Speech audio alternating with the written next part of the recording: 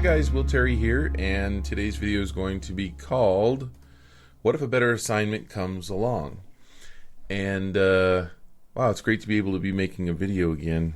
Been really busy lately, and I've kind of not been uploading as much as I'd like to, but this was a great question that was posed, or a couple of questions that were posed by Jay on my last video, just in the comment section, and so I grabbed from there.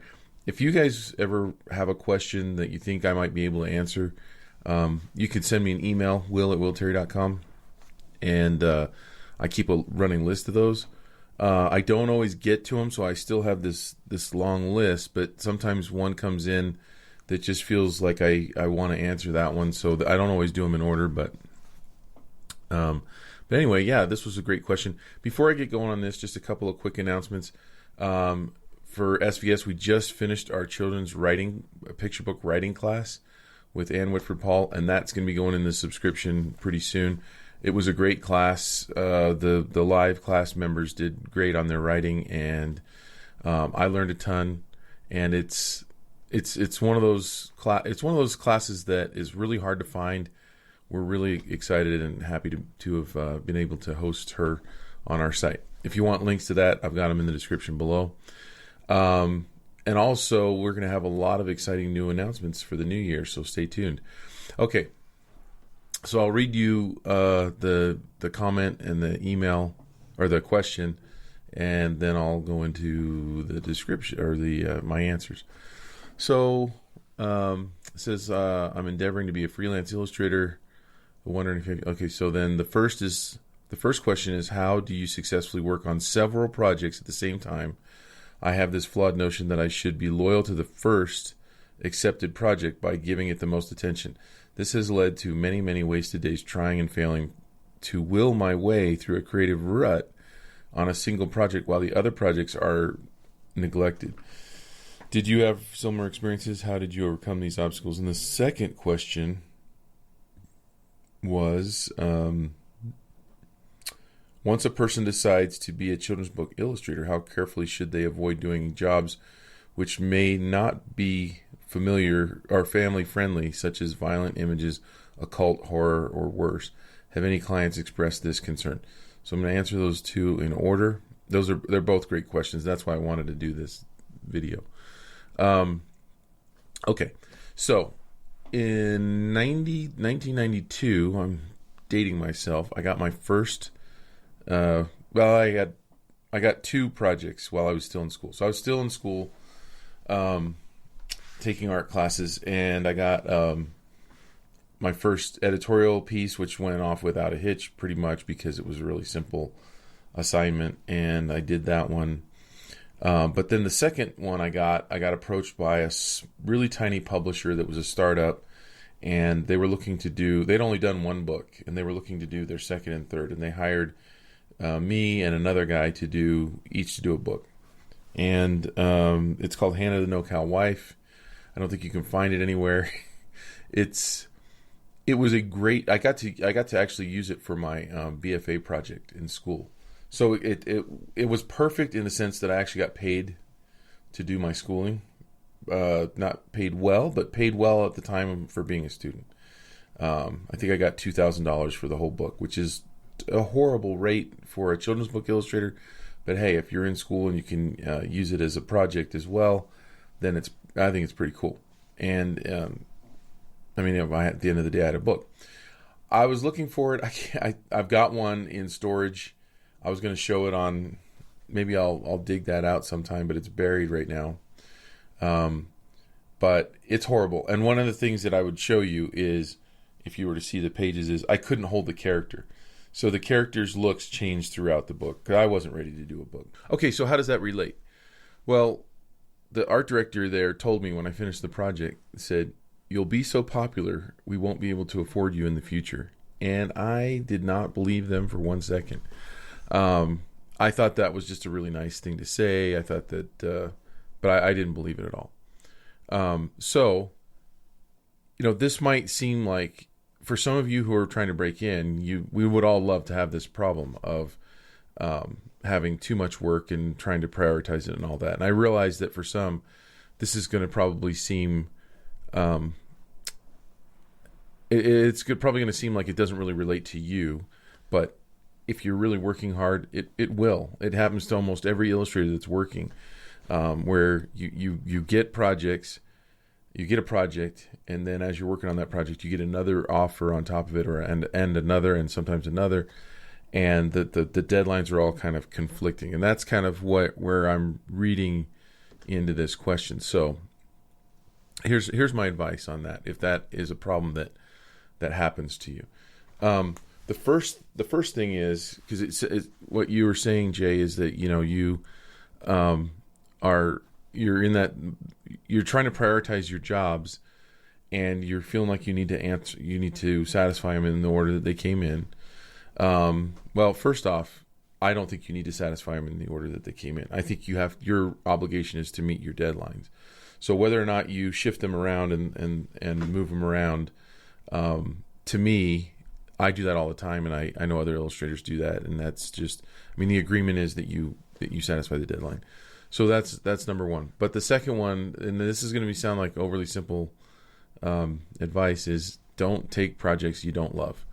Now, I spent the first 10 years taking projects I didn't love, and I had all these same problems. And in the beginning, you basically have to take almost everything that comes in, because you're trying to make a living doing this. So if something comes in that's super low paying, but you feel like it will help you in your portfolio, then you're going to want to take it, because you need the money, right?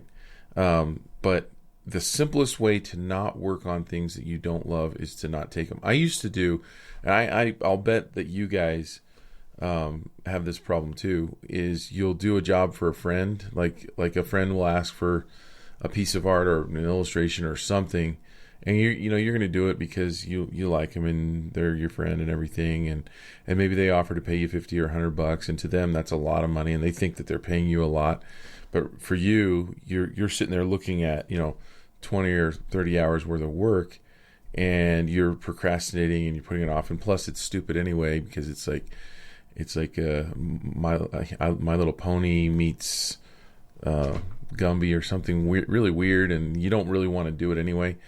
And those, to me, and I don't know if you feel like this, but to me, I would rather work outside digging a ditch, doing something manual where I can zone out and have my mind. I'd rather wash dishes than do an art project that I'm not excited about. It's the worst. To me, it's the worst kind of work, to work on something that you hate. It will never turn out the way that you want it to. It'll never turn out the way that the client wants you to, or your friend, because your heart's not in it.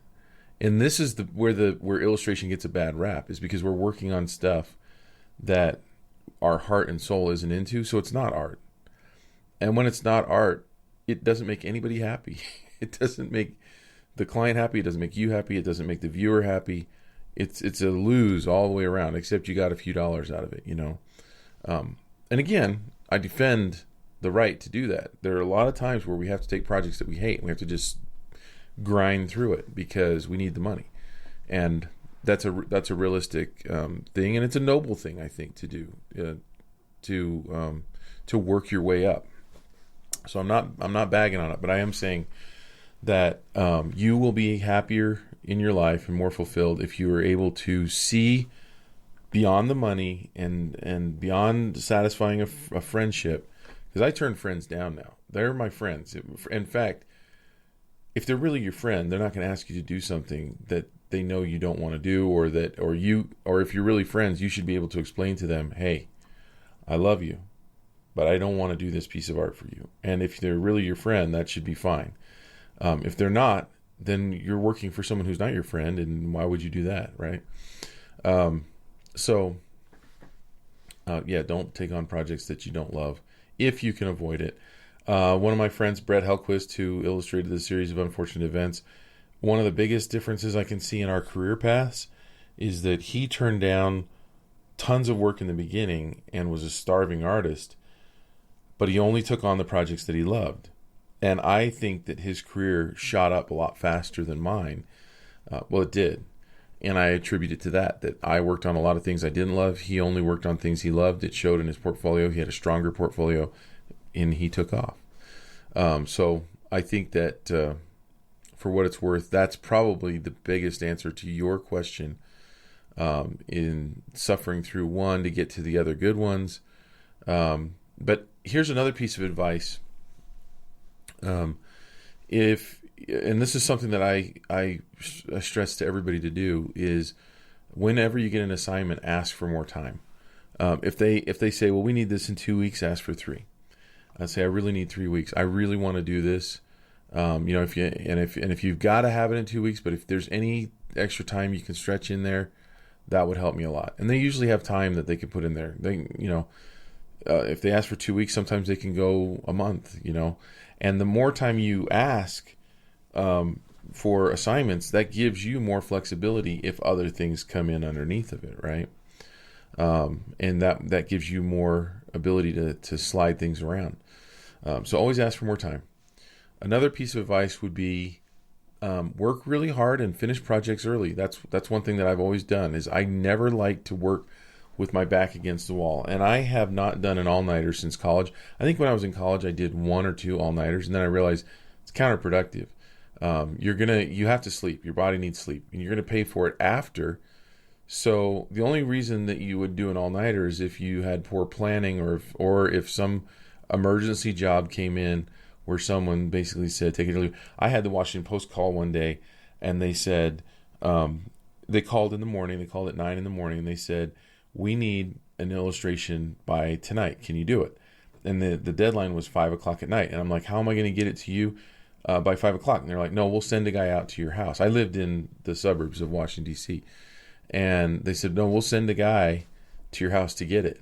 Can you do it? And I'm like, yeah. Now, I was doing editorial work. It was really quick stuff. But, I mean, those projects do come in. I satisfied it. The guy came. The guy got it. And it worked out fine. It wasn't my best work, but they weren't looking for my best work. They were looking for to explain a concept visually, and I did. It was stressful. So finish projects early, and really work on being. I mean, I hate to say it, but you got to be that responsible business person who delays gratification and pleasure for later. Like, if you want to go to the party on the weekend, you better get busy now and get your work done. And that will also, I'm often able to throw better projects on top of my schedule simply because I usually build in more time, and I'm also working ahead quicker. So like I was out doing comic conventions and working on my book at the same time. So in the hotel room, I was working on this last book that I finished on my iPad Pro, doing the sketches and everything, and working ahead, and then sending those sketches in via Dropbox to my editor, and I had that all planned out. Otherwise, I would have had to cancel that trip. So I was making money while I was making money. I was drawing on my children's book illustrations while I was sitting at the table, and when times got a little bit slow, then I'm making money on my book. So so it's really important to schedule your life out and try to work ahead. Okay. Another piece of advice is get an iPad Pro. That's a good segue right there, right? If you can afford one, it will allow you to do your work to be more efficient when you're at the doctor's office, if you're at a family or friend's house, if you're at school, if you're waiting in a car for someone to come, wherever you are. I just whip out that iPad Pro and I just keep working on the assignment that I'm working on, and it's just made my life more efficient. So when I'm at home, if my boys want to play ping pong, or if we want to go and do something, it's easier for me to just grab leisure time later on, because I've been working even though I've been out taking care of other things. Okay, so that's basically the thing there. Now, I will say that one more thing to go along with this is, if you decide to throw a project on top of your already busy schedule, if you try to work one in, you can screw things up. Obviously, you can overpromise and then you'll be under delivering. You still have an obligation to make your deadlines, and your original clients deserve your respect. That, and this has happened before to me too, where I have a $500 client or a bunch of $500 clients, and then a $5,000 client comes in, and how can I say no to that $5,000 one, even though I have these other cheaper ones, and this is so much more money, and I need that. Can I work it in? I've almost always been able to work it in, but there have been a few times where I've had to turn down assignments simply because I wouldn't be able to make my original obligations. And word will get around, and so if you blow deadlines, you will burn those bridges. And those art directors, they often move around to other businesses, and if your name comes up for a project at another business, and word has gotten around, you might lose it just simply because you threw. I don't think it's the end of the world if you blow a deadline, but boy, if that becomes a habit, I made a video on best practices for business. It's back in my backlog. I might be able to link it if I have time. But anyway, another thing that I have done is I have hired.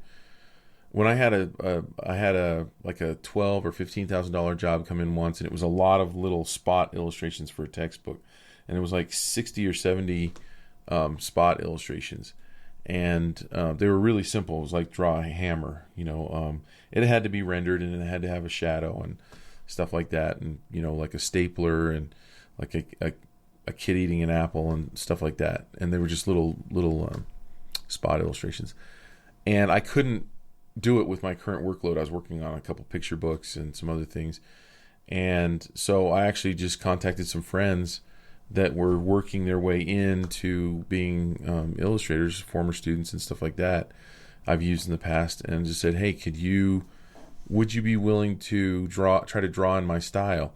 Now that gets dicey, and that gets into a whole other set of problems, but as long as you can, and I had this other artist draw them all out for me, and then I went in and painted them. Some of them I had to change a little bit because they really didn't feel like my style, but it really saved me a lot of time, and it made it possible for me to paint those up real quick and get that money. And I paid the illustrator really well. I said, I'll give you this much of the total, and so it's worth it for that artist. And he was happy, I was happy, the client was happy. But you can get into trouble with that too. Stylistically, if the friend doesn't come through on time, things like that. Okay, I'm going to jump to the second question. I'll read it again. Perhaps more important, once a person decides to be a children's book illustrator, how carefully should they avoid doing jobs which may not be family friendly, such as violent images, occult horror, or worse? Okay. So this is a pretty easy one. I think you can do whatever you want illustration-wise, and I don't think you have to worry about the crossover. But I would really make a separate website. I think if the images, like for the children's book world, if you were doing something really, really, really disturbing, I probably wouldn't put it on the same site.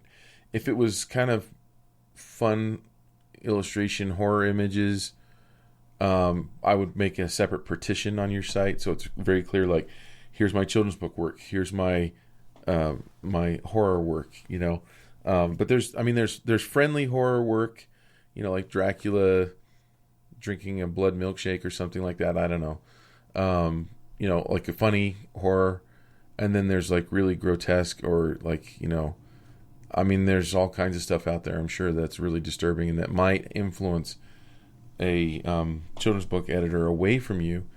And if you're worried about that, I would make a separate website. I know it's more work, but I think that in the long run, it would probably be the better way to go. And I will add this, that I have, and this is kind of related in some way, but not really speaking to this question. I've turned down 2 jobs before that I felt went against my moral excuse me, my moral code.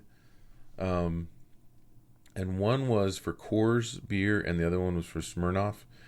And this was like 15, 16 years ago, and it was for both of them. It was ironically it was for their Halloween promotions, for their alcohol, but it was they were a few years apart, and they both came through my rep at the time. And she called up and said, "Hey, do you want to do this? They're big jobs, and I think you probably are going to say no."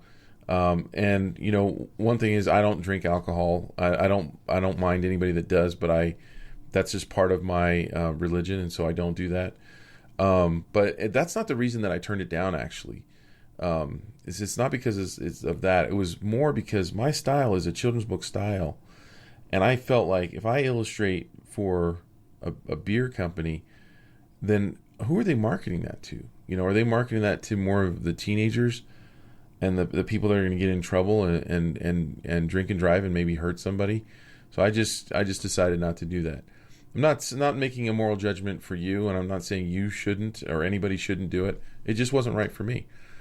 And so I think that this is an issue that you have to decide where you are stylistically, both for marketing purposes for the kind of work you want to do. Like if it is children's books in this case, just keep them separate, and decide the kinds of things that you want to do. And there's a lot of work out there. I don't think that turning down work necessarily will hurt you at all. I mean, like, especially if you're doing it for a moral reason. There's a lot of people.